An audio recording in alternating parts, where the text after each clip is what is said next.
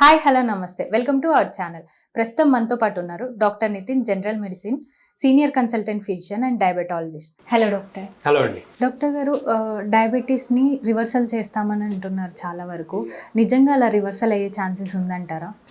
Diabetes reversal ఇది చాలా misleading ఉండొచ్చు అండి. ఎందుకంటే డయాబెటీస్ అంటే ఏంటో అనేది అసలు మనకి ముందు తెలిసి ఉండాలి. సో డయాబెటీస్ ఎందుకు వస్తుంది, షుగర్స్ ఎందుకు పెరుగుతాయి, దానికి కారణం ఏంటి? సో మనకి బ్లైండ్గా చూడాలంటే 2 టైప్స్ డయాబెటీస్ మనం డివైడ్ చేస్తాము, టైప్ 1 అండ్ టైప్ 2 కింద. సో టైప్ 1 అనేది యూజువల్గా అసలు ఇన్సులిన్ ప్రొడక్షనే ఉండదు, చిన్నపిల్లల్లో కూడా కనపడుతూ ఉంటుంది, అది జెనెటిక్స్లో వస్తూ ఉంటుంది. సో ఇట్లాంటి డయాబెటీస్ వస్తే there is no question of reversal. ఎందుకంటే అక్కడ ఏదైతే ఇన్సులిన్ ప్రొడక్షన్కి సంబంధించిన కణాలు ఉంటాయో అసలు ఆ కణాలే ఉండవు. So where is the point of reversal. So type 2 diabetes అనేది మళ్ళీ ఇంకోటి చూస్తాం, ఏదైతే డయాబెటీస్ ఆఫ్ అడల్ట్ పేషెంట్స్ అంటాం. యూజువల్గా పెద్దవాళ్ళు లేదంటే లేట్ 40-50 ఇయర్స్లో ఎక్కువగా మనకి కనపడుతూ ఉంటుంది ఈ డయాబెటీస్ అనేది. సో ఇదేంటంటే ప్రొడ్యూస్ అయిన ఇన్సులిన్ ఒకటి డిఫెక్టెడ్గా ఉండొచ్చు, లేదంటే కొంచెం లో ప్రొడక్షన్లో ఉండొచ్చు. దీనివల్ల మనకి డయాబెటీస్ వచ్చే ఛాన్సెస్ ఉంటాయి. సో ఇట్లాంటి సినారియోస్లో ఒకవేళ ఆ పేషెంట్ కనుక లైఫ్ స్టైల్ కూడా మంచిగా లేకపోతే, అంటే ఎక్కువగా షుగర్స్ తినేయటం కానివ్వండి, ఎక్కువగా సెడెంటరీ లైఫ్ అంటే ఇంట్లో ఎక్కువసేపు కూర్చోవటం కానివ్వండి, ఇట్లాంటివి ఏమైనా ఉండి షుగర్స్ పెరిగిపోవటం అనేది జరుగుతుంటే మనం ఆ లైఫ్ స్టైల్స్ మార్చుకున్నప్పుడు ఆటోమేటిక్గా షుగర్స్ కూడా రివర్స్ అవుతాయి. సో అక్కడ ఆ పాయింట్లో మనకి there is a chance of reversal. మనం రెమిషన్ అంటాం, రివర్సల్ అని కూడా కాదు, రెమిషన్ అంటాం. అంటే షుగర్స్ అనేది హై కనపడదు, కంట్రోల్డ్గా ఉంటాయి. అట్లాంటి టైంలో మనం ట్యాబ్లెట్స్ కూడా తగ్గిపోతాయి. ఇన్ఫ్యాక్ట్ సమ్ టైమ్స్ ట్యాబ్లెట్స్ లేకుండా కూడా మనము మేనేజ్ చేయొచ్చు. అసలు ఈ రివర్సల్ ప్రాసెస్ అనేది ఎలా అవుతుంది అంటే, ఇప్పుడు ఓవర్ ఈటింగ్ కానివ్వండి, ఒబేసిటీ వల్ల కానివ్వండి, లోపల ఇన్సులిన్ ప్రొడక్షన్ తగ్గిపోయి షుగర్స్ పెరిగిపోతున్నాయి అనుకోండి, ఆబ్వియస్గా మనకి ఎప్పుడైతే షుగర్స్ కంట్రోల్డ్గా మనం తీసుకుంటా మన వెయిట్ అనేది మేనేజ్ చేసుకుంటే then there is no chance of sugars to get elevated.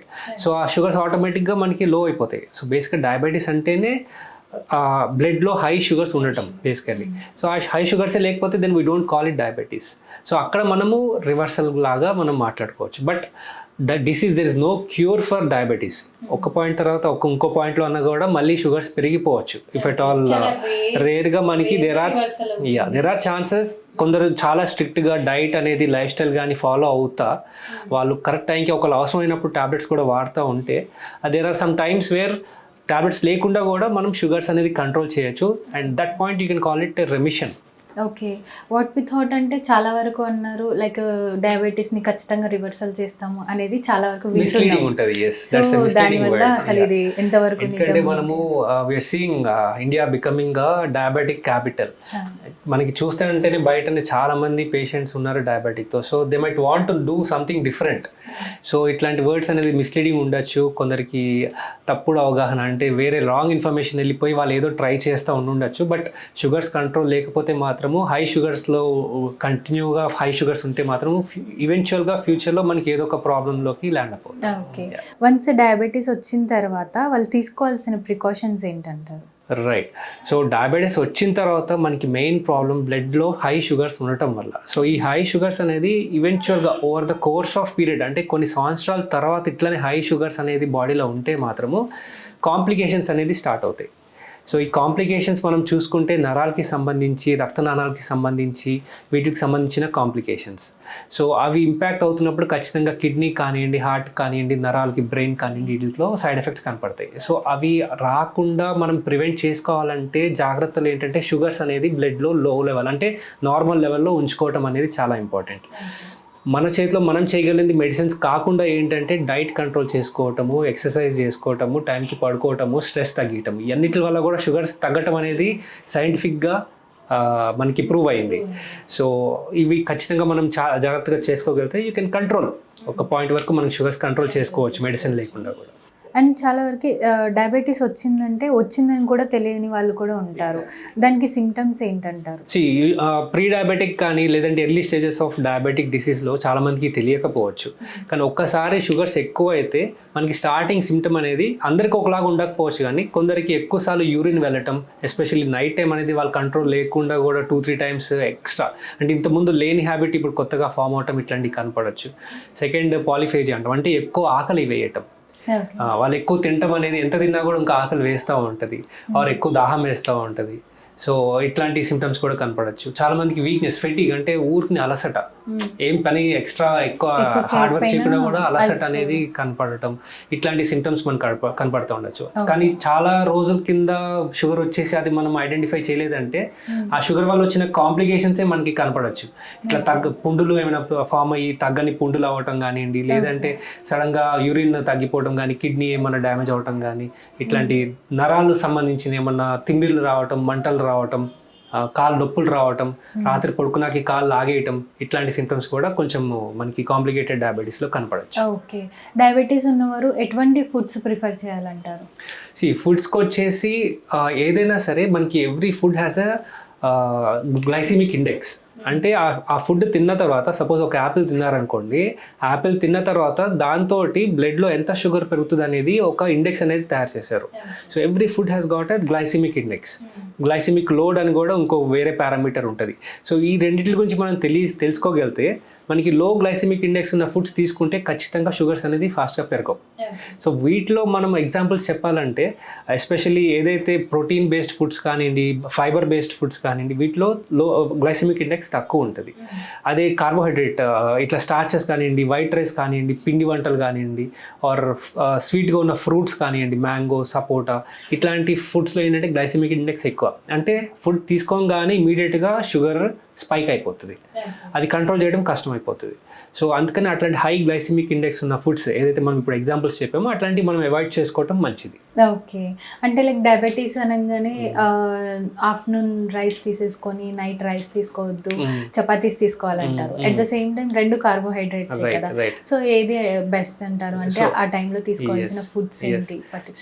Rice తినకూడదు డయాబెటీస్ ఉంటే అనేది చాలా మిస్కన్సెప్షన్ అది. ఎందుకంటే రైస్ అనేది కొంచెం మనం తినే విధానం చాలా తప్పుగా ఉంటుంది. ఎందుకంటే అది ఎక్కువ పాలిష్ చేసేస్తాము అండ్ వాల్యూమ్ ఆఫ్ రైస్ ఎక్కువ తింటాం. మనం కంపేర్ చేసుకుంటే వేరే వెస్టర్న్ కంట్రీస్లో కానీ అట్లా కానీ రైస్ వాల్యూమ్ వల్ల మనం తిన్నంత తినరు, చాలా తక్కువ తీసుకుంటారు. అండ్ ఎదర్ పాలిష్డ్ కానీ లేదంటే డిఫరెంట్ కోటెడ్ రైసెస్ ఉంటాయి. సో పాలిష్ చేసిన రైస్ తోటి గ్లైసిమిక్ ఇండెక్స్ పెరిగిపోతుంది. ఇందాక మనం అనుకున్న గ్లైసిమిక్ ఇండెక్స్ అదే. సో అది తినగానే మనకి షుగర్ స్పైక్స్ ఎక్కువ వస్తాయి, రైట్? సో ఆ విధంగా మనం రైస్ అనేది తగ్గించమంటాం.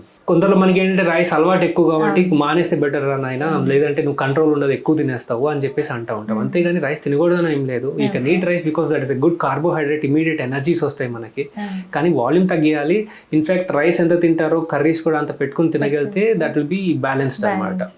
అండ్ గోధుమలో లైక్ వీట్ అనేది వచ్చేసి రైస్ కంటే కొంచెం గ్లైసిమిక్ ఇండెక్స్ తక్కువ. అంతేగాని చపాతీ తింటే అసలు షుగరే రాదంటాం అనేది లేదు. సో ఈవెన్ జొన్న రొట్టెలు తిన్నా, చపాతీలు తిన్నా, ఏ తిన్నా కూడా గ్లైసిమిక్ ఇండెక్స్ ఉంటుంది. అది కూడా ఒక 4-5 కాకుండా ఎక్కువ 10 దాకా తినేస్తా వెళ్ళిపోయాం అనుకోండి, ఖచ్చితంగా వాటితో కూడా షుగర్ పెరిగిపోతుంది. సో చపాతీ మనం ఎక్కువ తినలేము, 2 తింటాం లేదంటే 3 తింటాం మాక్సిమం. సో అక్కడికి ఆగిపోతుంది, దాని నుంచి తినలేము మనం. సో అందుకని కొంచెం షుగర్ స్పైక్ అవడానికి కూడా రీజన్స్ తక్కువ ఉంటాయి. ఓకే, సో డయాబెటీస్ ఉన్నవారు అవాయిడ్ చేయాల్సిన ఫుడ్ ఏంటంటారు? స్ట్రైట్ ఫార్వర్డ్గా అవాయిడ్ చేయాల్సిన ఫుడ్ ఏంటంటే షుగర్స్, డైరెక్ట్ షుగర్స్. మనకి ఏదైతే మనకి మార్కెట్లో దొరికే చక్కెర షుగర్ ఉంటుందో, ఆర్ ఈవెన్ బెల్లంలో కొంచెం ఐరన్, వైటమిన్ ఉన్నా కూడా it is still a direct sugar. Okay, and even honey కూడా చాలా హై గ్లైసిమిక్ ఇండెక్స్. చాలామంది బెల్లం తినొచ్చు, షుగర్ వస్తే ఏం కాదు, హనీ తినొచ్చు అనుకుంటారు, కానీ వీటి వల్ల కూడా ఇమీడియట్గా షుగర్ స్పైక్ ఉంటుంది, రైట్? సో ఈ 3 మాత్రం మేము ఇమీడియట్గా అవాయిడ్ చేయమంటాము. కంట్రోల్డ్గా ఉన్న పేషెంట్స్ కొంచెం ఏదైనా స్వీట్గా తినాలంటే అప్పుడు ఈ బెల్లం కానీ జాగరీ కానీ వాడుకునే అవకాశం ఉంటుంది. అండ్ ఈవెన్ కొంచెం ఆల్టర్నేటివ్స్ ఏంటంటే స్టీవియా కానీ, షుగర్ ఫ్రీ పిల్స్ కానీ ఇట్లాంటివి ఉంటాయి, అవి కూడా యూస్ చేయొచ్చు. బట్ అవసరం అయితేనే, దోస్ హు కాంట్ స్టే అట్లా షుగర్ లేకుండా అసలు ఏమి తినలేరు అంటేనే వాళ్ళ కోసం, రైట్? సో అదర్వైజ్ ఈ డైరెక్ట్ షుగర్స్ అనేది కంప్లీట్గా తగ్గటం మంచిది.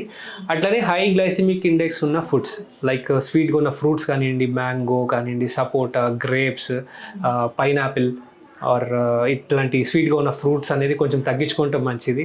అండ్ సెకండ్, డైరెక్ట్ కార్బోహైడ్రేట్, ఈ పిండి వంటలు కానివ్వండి, మైదా పిండి కానివ్వండి, వైట్ పాలిష్డ్ రైస్ ఎక్కువ తినటం కానివ్వండి, ఇట్లాంటివన్నీ కొంచెం తగ్గించుకుంటే మనకి బెటర్ ఉంటుంది. ఓకే.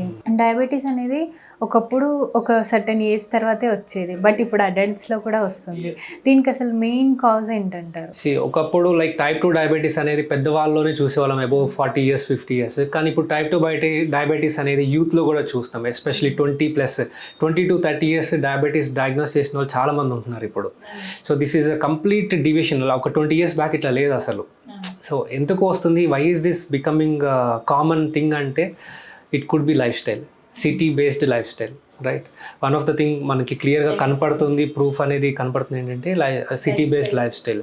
ఫుడ్ అనేది అసలు కంట్రోల్ ఉండకపోవటం, ఫిజికల్ యాక్టివిటీ చాలా వరకు తగ్గిపోవటం, అండ్ ఆల్సో స్ట్రెస్ అనేది ఎక్కువ పెరిగిపోవటం. 3 మెయిన్ ఫ్యాక్టర్స్ ఏదైతే మనకి ఇప్పుడు కాలంలో యూత్లో చూస్తున్నామో, సో వీటి వల్ల ఖచ్చితంగా బాడీ జెనెటిక్స్ అనేది ఇంపాక్ట్ అవుతాయి, షుగర్ మెటబాలిజం, కార్బోహైడ్రేట్ మెటబాలిజం అనేది ఇంపాక్ట్ అవుతుంది. వాటి వల్ల డయాబెటీస్ అనేది ఫాస్ట్గా వచ్చేయడం అనేది చూస్తున్నాం. ఎస్. సో మళ్ళీ ఫుడ్ కంట్రోల్ చేసుకొని ఫిజికల్ యాక్టివిటీ చేస్తూ కొంచెం స్ట్రెస్ తగ్గించుకుంటే అంత నార్మల్ అయిపోతుంది. ఖచ్చితంగా. ఇఫ్ ఎట్ ఆల్ పేషెంట్ కనుక యంగ్ పేషెంట్ ఉండి ప్రీ డయాబెటిక్ కానీ ఇప్పుడిప్పుడే షుగర్స్ కనపడుతున్నాయి because of their bad life style అనుకోండి, ఖచ్చితంగా లైఫ్ స్టైల్ మనం రెగ్యులేట్ చేసుకుని మానిటర్ చేస్తే we can see normal sugars. చాలా మంది చూసాం ఇట్లా 7 HbA1c నుంచి 6, 5.8 వెళ్ళిపోయిన వాళ్ళు వితౌట్ మెడిసిన్. చాలా మంది that could be called as reversal, like you ఇందాక అడిగినట్టు. సో అట్లా లైఫ్ స్టైల్ తోని చాలా తగ్గించుకున్న వాళ్ళు చూసాం అనమాట. So that's a possible thing. Okay doctor, thank you so much. Thank you. Thank you.